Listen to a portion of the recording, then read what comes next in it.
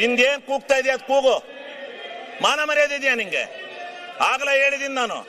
ಏಯ್ ನಿನ್ ಯೋಗ್ಯತೆಗೋಷ್ಟು ಬೆಂಕಿ ಹಾಕ.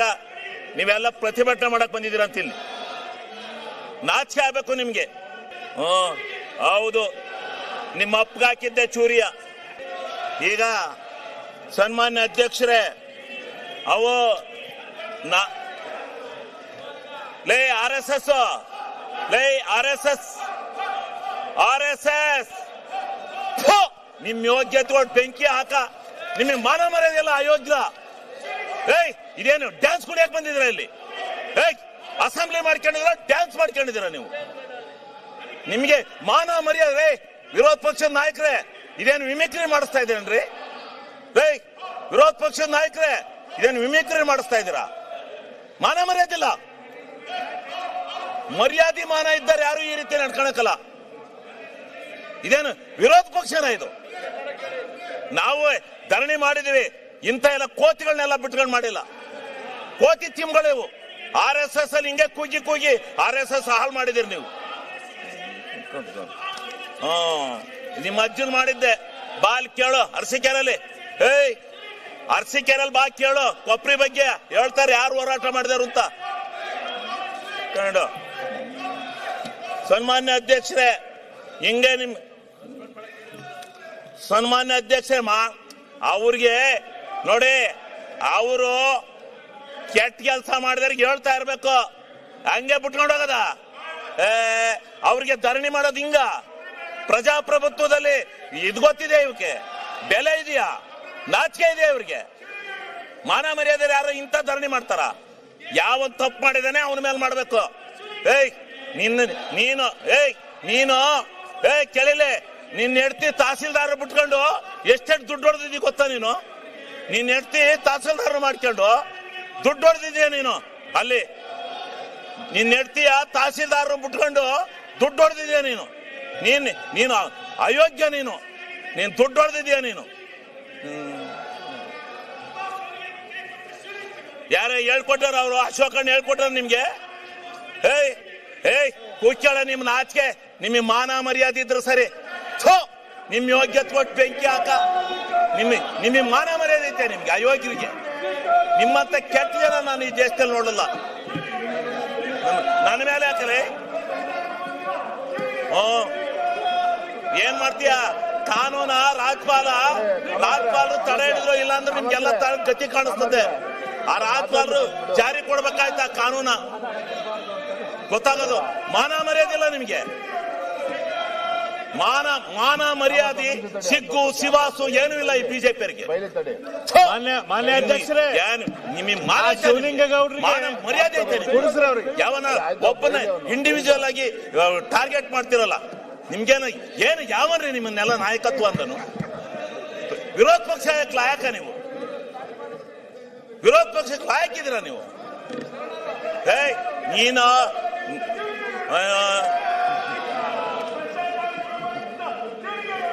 ಕೆಟ್ಟ ಆರ್ ಎಸ್ ನವರಿಗೆ ಧಿಕ್ಕಾರ.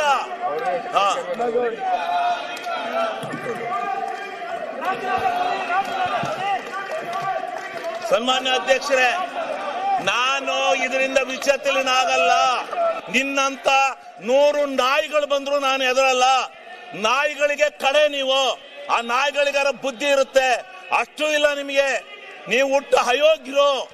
ಈ ಬಿಜೆಪಿಯವ್ರು ಹಿಂಗೆ ಮಾಡಿ ತಾಳ ಹಾಕಿ ತಟ್ಟ ಹಾಕಿ ಅಧಿಕಾರಕ್ಕೆ ಬರಕ್ಕೆ ನಿಮ್ಮ ಜೀವನದಲ್ಲಿ ಸಾಧ್ಯ ಇಲ್ಲ. ನಿಮ್ಮ ಜೀವನದಲ್ಲಿ ಅಧಿಕಾರಕ್ಕೆ ಬರಕ್ ಸಾಧ್ಯ ಇಲ್ಲ. ಮಾನ ಮರ್ಯಾದೆ, ಸಿಗ್ಗು ಸಿವಾಸು ಏನೂ ಇಲ್ಲ ನಿಮಗೆ.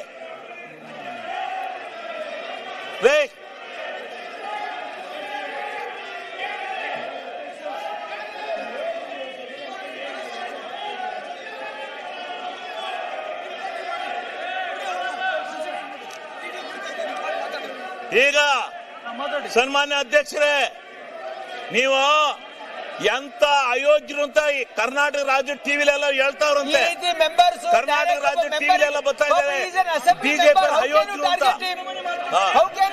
ಅಯೋಗ್ಯರು ಬಿಜೆಪಿ ಅಂತ ಕರ್ನಾಟಕ ರಾಜ್ಯದಲ್ಲಿ ಹೇಳ್ತಾ ಇದ್ದಾರೆ. ಸರಿಯಾಗಿರ್ತಕ್ಕಂಥ ಕ್ರಮ ಅಲ್ಲ, ಮಾಡಬಾರ್ದು. Is a member, how can you target a member? ನೋಡಿ ನಿಮ್ಮಪ್ಪ ಗೌಡ್ರಿಗೆ ಯಾಕೆ ಹೆಣ್ ಮಾಡ್ತಾ ಇದ್ದೀರಿ ನೀವು? ನಿಮ್ಮಪ್ಪ ಮನೆ ಅಧ್ಯಕ್ಷರೇ, ನಿಮ್ಮಪ್ಪ ಅಲ್ಲಿ ನಿಮ್ಮ ಅಪೋಸಿಷನ್ ಲೀಡರ್ಗೆ ಹೇಳಿ. ಮಾನ ಮರ್ಯಾದೆ ಇದೆ ನಿಮ್ಗೆ ಅಯೋಗ್ಯ.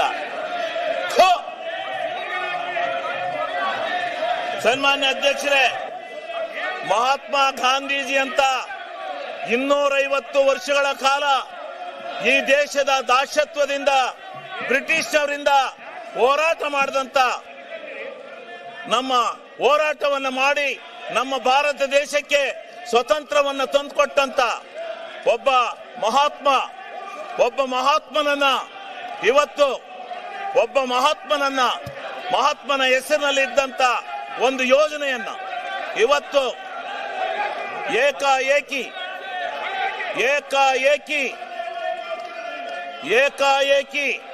ಇವತ್ತು ಆ ಹೆಸರನ್ನ ಬದಲಾಯಿಸಿ ಈ ದೇಶದ ಒಬ್ಬ ಮಹಾತ್ಮನಿಗೆ ಈ ಬಿಜೆಪಿಗರು ಈ ದೇಶದಲ್ಲಿ ಅವಮರ್ಯಾದೆಯನ್ನು ಮಾಡಿದ್ದಾರೆ. ಈ ದೇಶಕ್ಕೆ ಇವತ್ತು ಯಾವ ಸ್ವತಂತ್ರ ಭಾರತವನ್ನು ತಂದುಕೊಟ್ಟಂತ ಒಬ್ಬ ಮಹಾತ್ಮನಿಗೆ ದ್ರೋಹ ಬಗೆದು ಅವನ ಹೆಸರನ್ನ ಬದಲಾವಣೆ ಮಾಡಿ ಬೇರೆ ಹೆಸರನ್ನ ಇಡ್ತಾ ಇದ್ದಾರೆ.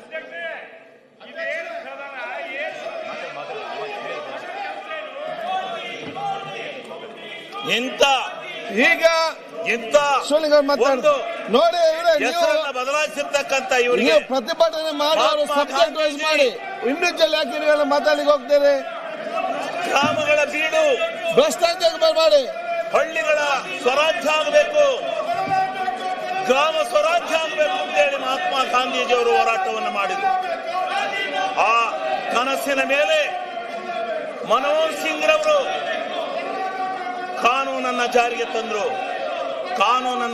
ತಂದು ಮಹಾತ್ಮ ಗಾಂಧೀಜಿಯವರು ಕಂಡಂತ ಕನಸನ್ನ ಗ್ರಾಮ ಸ್ವರಾಜ್ಯ ಮಾಡಬೇಕು, ಗ್ರಾಮಸ್ಥರ ಕೈಯಲ್ಲಿ, ಗ್ರಾಮಗಳ ಕೈಯಲ್ಲಿ ಅಧಿಕಾರವನ್ನು ಕೊಡಬೇಕು, ಅವ್ರ ಕೈ ತುಂಬ ಹಣವನ್ನ ಕೊಡಬೇಕು, ಯೋಜನೆಗಳನ್ನ ಕೊಡಬೇಕು, ಗ್ರಾಮ ಸ್ವರಾಜ್ಯ ಮಾಡಬೇಕು ಅಂತ ಹೇಳಿ ಮಹಾತ್ಮ ಗಾಂಧೀಜಿಯವರು ಕಂಡಂತ ಕನಸನ್ನ ನನಸು ಮಾಡಿದಂತ ಮನಮೋಹನ್ ಸಿಂಗ್ ರವರ ಆ ಕಾನೂನನ್ನ ಇವತ್ತು ಇಡೀ ಕರ್ನಾಟಕ ರಾಜ್ಯದಲ್ಲಿರ್ತಕ್ಕಂಥ, ಭಾರತ ದೇಶದಲ್ಲಿರ್ತಕ್ಕಂಥ ಎಲ್ಲ ಗ್ರಾಮ ಪಂಚಾಯತಿಗಳ ಅಧಿಕಾರವನ್ನ, ಸ್ವಾಯತ್ತತೆಯನ್ನು ತೆಗೆದಾಕ್ತಕ್ಕಂಥ ನಿಟ್ಟಿನಲ್ಲಿ ಮಾಡಿರ್ತಕ್ಕಂಥ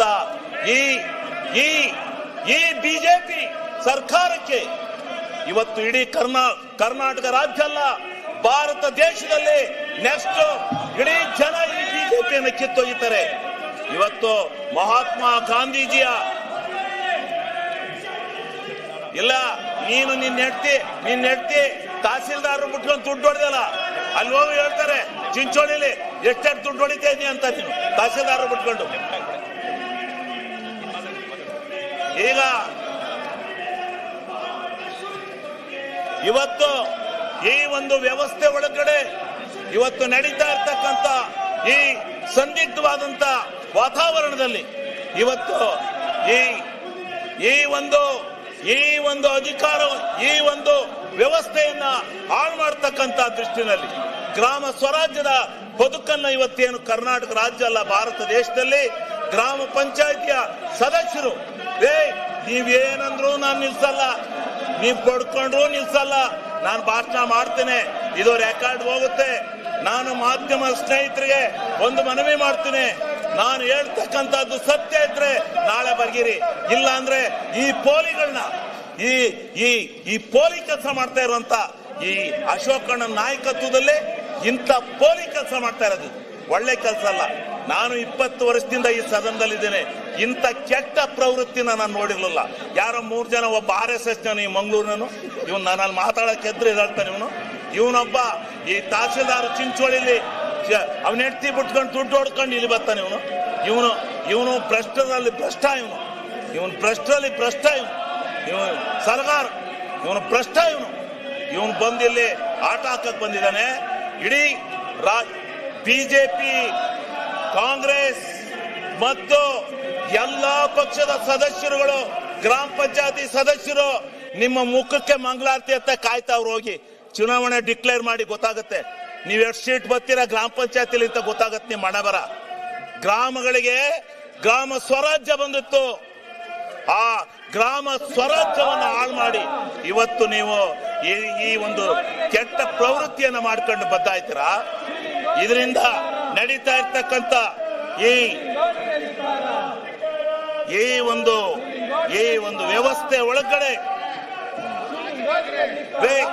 ರೇ ಅಧ್ಯಕ್ಷರೇ, ಇಂಥ ಕೆಟ್ಟ ನಡತೆಯನ್ನ ಆಕ್ರಿ ವರಿಕೆ ರೇ ಅಧ್ಯಕ್ಷರೇ, ಇಂಥ ಕೆಟ್ಟ ನಡತೆಯನ್ನ ವರಿಕೆ ಹಾಕಕ್ಕೆ ಹೆದರಿಕೆತ್ತಿರಲ್ರಿ.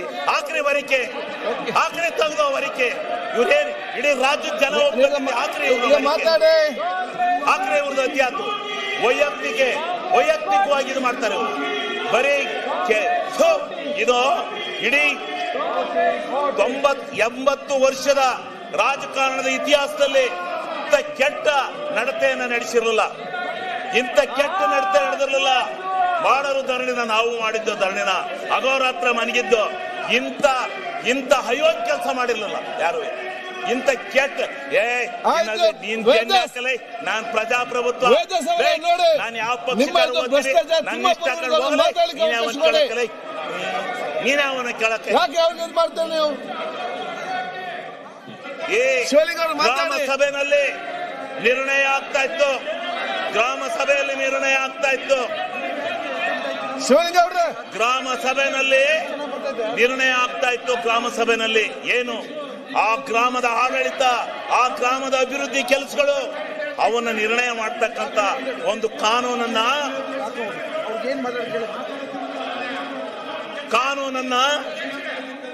ಆ ಗ್ರಾಮ ಪಂಚಾಯತಿ ನಿರ್ಣಯ ಮಾಡ್ತಾ ಇತ್ತು.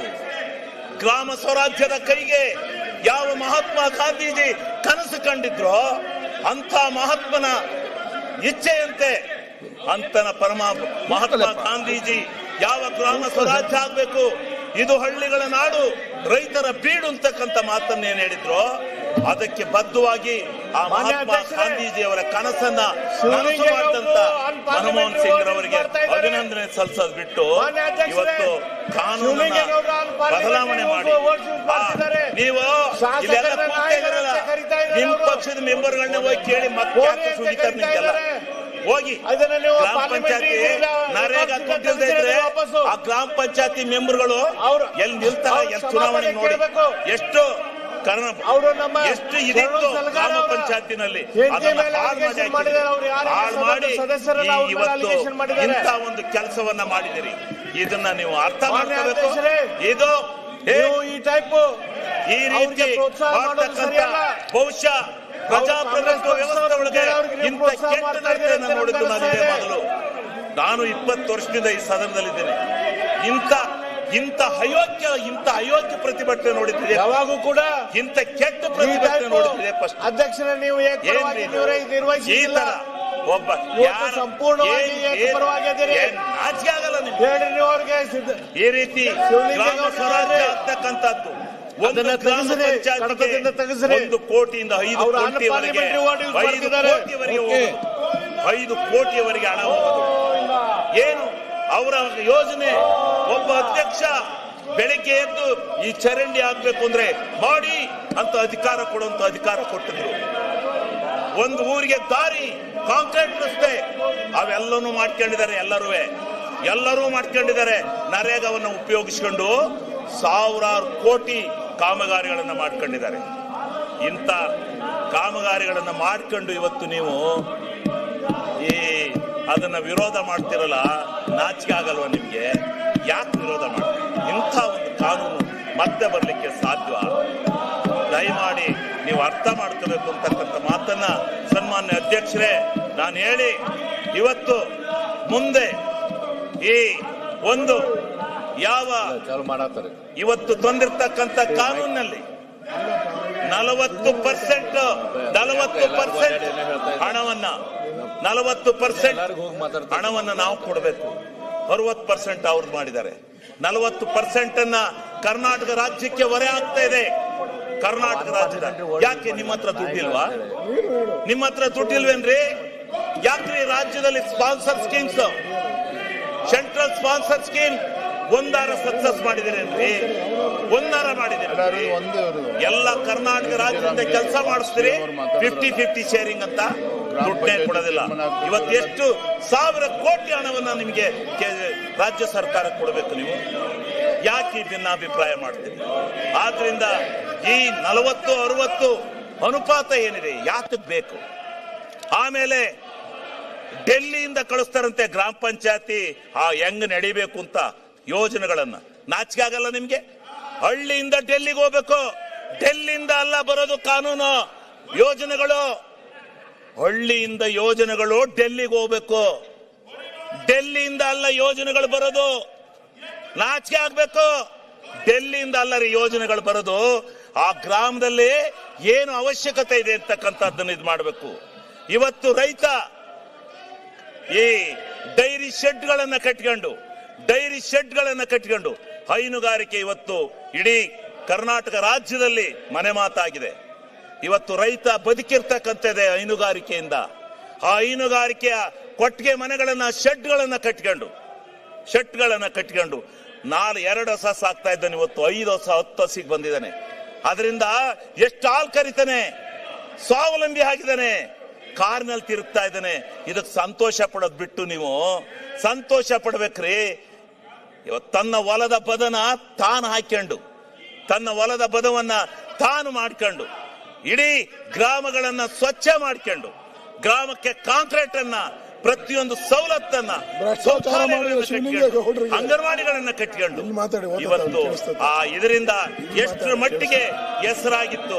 ಆ ಗ್ರಾಮ ಸ್ವರಾಜ್ಯವನ್ನ ತೆಗೆದಂತ ಭ್ರಷ್ಟರು, ಆ ಗ್ರಾಮ ಸ್ವರಾಜ್ಯವನ್ನ ತೆಗೆದಂತ ಭ್ರಷ್ಟರು ಯಾರಾದ್ರೂ ಈ ದೇಶದಲ್ಲಿದ್ರೆ ಅವರು ಬಿಜೆಪಿಯವರು.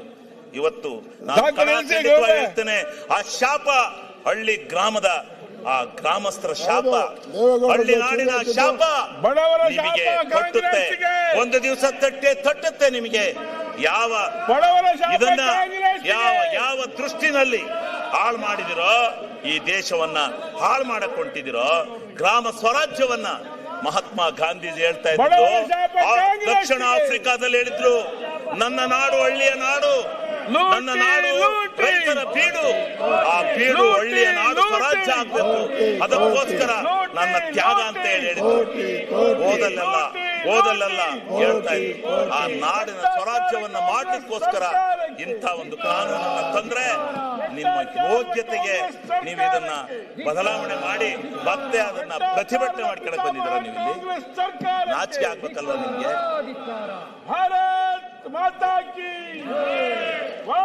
ಏನು ಇಲ್ಲಿ ಒಂದಷ್ಟು ಜನ RSS ನರಿದ್ದಾರೆ, ಕೂಗ್ತಾರೆ. ಅವ್ರದ್ದು ಅದೇ ಬಂಡವಾಳ, ಕೂಗೋದೇ ಬಂಡವಾಳ. RSS ಕೂಗೋದು ಜಿಂದಾಬಾದ್ ಅಂತ. ಅದೇ ನಿಮ್ದು RSS. ಇನ್ನೇನೈತೆ? ಸ್ವಲ್ಪ ಗೌರವ, ಆತ್ಮಸಾಕ್ಷಿಯಿಂದ ಇರೋದನ್ನ ಕತ್ಕೊಳ್ಳಿ.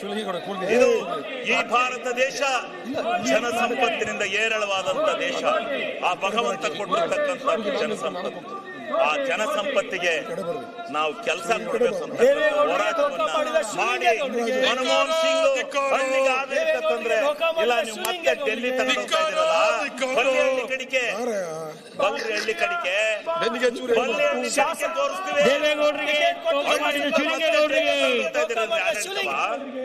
ಡೆಲ್ಲಿಯಿಂದ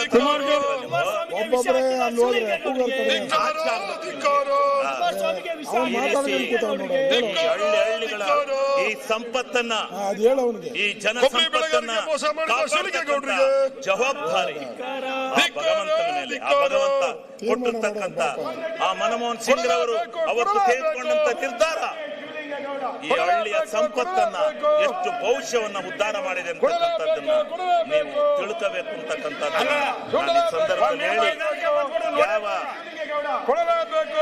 ಗ್ರಾಮ ಸಭೆ ನಡೆಯೋದು, ವಾರ್ಡ್ ಸಭೆ ನಡೆಯೋದು, ಆ ಗ್ರಾಮ ಸಭೆಯಲ್ಲಿ, ಆ ವಾರ್ಡ್ ಸಭೆಯಲ್ಲಿ ಗ್ರಾಮಸ್ಥರೆಲ್ಲ ಇದೇ ತರ ವಿಧಾನಸೌಧಕ್ಕೆ ಸೇರ್ತಾರೆ. ಅಲ್ಲಿ ಬಂದು ಕೂತ್ಕೊಂಡು ನನ್ನ ಊರಿಗಿಂತ ಆಗ್ಬೇಕು ಅಂದ್ರೆ ಅಲ್ಲೇ ಮಂಜೂರಾತಿ ಕೊಡ್ತಕ್ಕಂತ ಕಾನೂನನ್ನ ಜಾರಿ ತಂದಂತ ಮನಮೋಹನ್ ಸಿಂಗ್ ರವರಿಗೆ ನೀವು ಇವತ್ತು ಅಪಚಾರ ಮಾಡ್ತಾ ಇರ್ತಕ್ಕಂಥದ್ದು ಎಷ್ಟರ ಮಟ್ಟಿಗೆ ಸರಿ? ಇದನ್ನ ಎಷ್ಟೇ ಏನು ವಿರೋಧ ಮಾಡಿ ಎಷ್ಟರ ಮಟ್ಟಿಗೆ ಈ ವ್ಯವಸ್ಥೆಯನ್ನ ಹಾಳು ಮಾಡ್ತಕ್ಕಂಥ ರೀತಿಯಲ್ಲಿ ನೀವು ಕೂಗಿ ನನ್ನೇನ ಮಾಡಕ್ ಸಾಧ್ಯ ಇಲ್ಲ.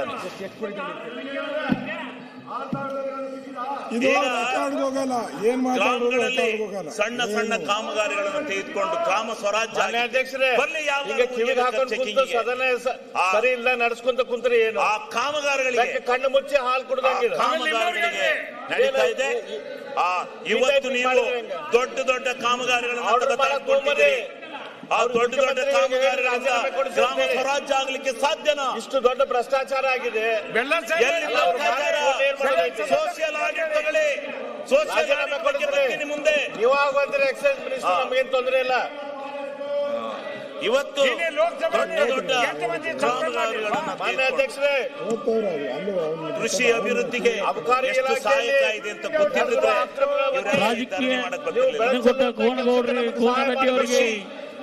ಕೃಷಿ ಎಷ್ಟು ಒಂದ್ರ ಸೈಡ್ ಕಾಂಗ್ರೆಸ್ ಮಾಡಬೇಡ್ರಿ ದಯಮಾಡಿ. ಅಡಿಕೆಯನ್ನು ಸರಿಯಲ್ಲ, ನಿಮ್ಮ ಪೀಠಕ್ಕೆ ಸರಿಯಲ್ಲ, ಬೆಳೆಗೆ ವೈಯಕ್ತಿಕವಾಗಿ ಶೋಭೆ ತರುವಂತ ಎಲ್ಲ ವ್ಯವಸ್ಥೆಯನ್ನು ಮಾಡ್ತಕ್ಕಂಥ ವ್ಯವಸ್ಥೆಯನ್ನು ಒಳ್ಳೆ ಬ್ಯಾಲೆನ್ಸ್ಡ್ ಒಳ್ಳೆ ಮಾಡಿರಿ.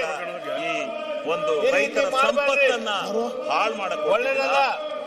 ನಿಮ್ಮ ವೈಯಕ್ತಿಕ ಹೆಸರಿಗೆ ಗಾತಿ ಮಾಡ್ಕೋಬೇಡ್ರಿ. ತಿಮ್ಮಾಪುರ ಸನ್ಮಾನ್ಯ ಅಧ್ಯಕ್ಷರೇ, ಇವತ್ತು ಕೃಷಿ ಹೊಂಡಗಳು ಸದನದಲ್ಲಿ ಮುಂದೆ ಕೃಷಿ ಹೊಂಡಗಳು ಬಾಳೆಗಾವ್ ರೈತನ ಹೊಲದಲ್ಲಿ ಆ ಟೈಪ್ ತೋಡ್ಕೊಂಡು ಅದರಿಂದ ಬೆಳೆ ಸದನ ನಡೆಸ್ರಿ. ಕಾನೂನನ್ನು ಇವತ್ತು ಈ ರಾಜ್ಯ ಎಸ್.ಎಂ. ಬಾಳೆಗಾವ್ರನ್ನ ಹೆಂಗ ನೆನೆಸ್ತಾರ ಹಂಗ ನಿಮ್ಮ ಹೆಸರು ಬರುವಂಗ ಅಲ್ಲಿ ಮುಂದೆ ವ್ಯವಸ್ಥೆಯನ್ನು ಮಾಡಿದ್ದಾರೆ. ನೀವು ಸದನದಲ್ಲಿ ಬ್ಯಾಲೆನ್ಸ್ ಆಗಿ ನಡೆಸ್ರಿ. ಸಂದರ್ಭದಲ್ಲಿ ಈ ರೀತಿ ಒಂದ್ ಸೈಡ್ ಮಾಡ್ತಕ್ಕಂಥ ಕೆಲಸವನ್ನ ನೀವು ಮಾಡ್ತಾ ಇದ್ದೀರಲ್ಲ, ಶಿವಲಿಂಗೇಗೌಡರದ್ದು ಮುಗಿಸ್ರಿ. ಅವ್ರದ್ದು ವ್ಯವಸ್ಥೆ ನಿಮಗೆ ಇದ್ದಿದ್ರಲ್ಲಿ ಮಾತಾಡ್ತಿರ್ಲಿಲ್ಲ.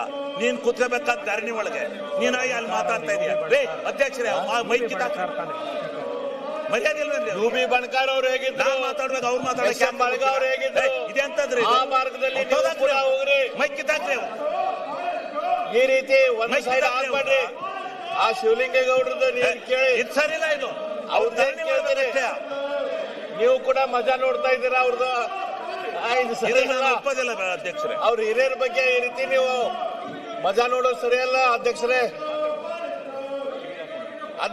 ಈಗ ಕೇಂದ್ರ ಅಬಕಾರಿ ಇಲಾಖೆಯಲ್ಲಿ ನಡೆದಿರುವಂತ ಅಕ್ರಮಗಳ ಬಗ್ಗೆ ಕೇಂದ್ರ ಸರ್ಕಾರದ ಸದನ ಅಧ್ಯಕ್ಷರಾಗಿ ಕೂಡ ಜವಾಬ್ದಾರಿ ಇದೆ. ರಾಜ್ಯದ ಬಗ್ಗೆ 50-60 ಬಂದರೆ ದೊಡ್ಡ ಪ್ರಮಾಣದ ಅದೇ ರೀತಿ ಭ್ರಷ್ಟಾಚಾರ ಆಗೈತಿ. ಎಲ್ಲಾ ಯೋಜನೆಗಳು ಬಗ್ಗೆ ನಮ್ಮ ಮಾನ್ಯ ಕೊಡಿ ಅಂತ ಬರ್ತಾರೆ, ಇಲ್ಲ 50-50 ಕೊಡಿ ಅಂತ ಬರ್ತಾರೆ. ಅಶೋಕ್ ಅವರು ಜೆಜೆಎಂಗೆ ಹೇಳಿ ಇಷ್ಟು ದೊಡ್ಡ ಪ್ರಮಾಣದ ಜೆಜೆಎಂಗೆ ಹೇಳಿ ಪುರಾವೆಗಳನ್ನು ಕೊಟ್ಟಿದ್ದಾರೆ, ಜೆಜೆಎಂಗೆ ರೆಕಾರ್ಡ್ಸ್ ಅನ್ನು ಕೊಟ್ಟಿದ್ದಾರೆ. ಮಾಡಿರಿ ಜೆಜೆಎಂ, ಅದ್ರ ಬಗ್ಗೆ ನೀವೇನ್ ಮಾಡ್ತಾ ಇದ್ದೀರಿ? ಮಾಡಿ. ಇವತ್ತು 37,000 ಕೋಟಿ ನಾವು ಖರ್ಚು ಮಾಡಿದ್ದೀರಿ ಅಂತೇಳಿ. ಹೆಚ್ಚಿನ ವಿಡಿಯೋಗಳಿಗೆ ಪ್ರತಿಧ್ವನಿ ಯೂಟ್ಯೂಬ್ ಚಾನೆಲ್ ಸಬ್ಸ್ಕ್ರೈಬ್ ಮಾಡಿ, ಬೆಲ್ ಐಕಾನ್ ಕ್ಲಿಕ್ ಮಾಡಿ.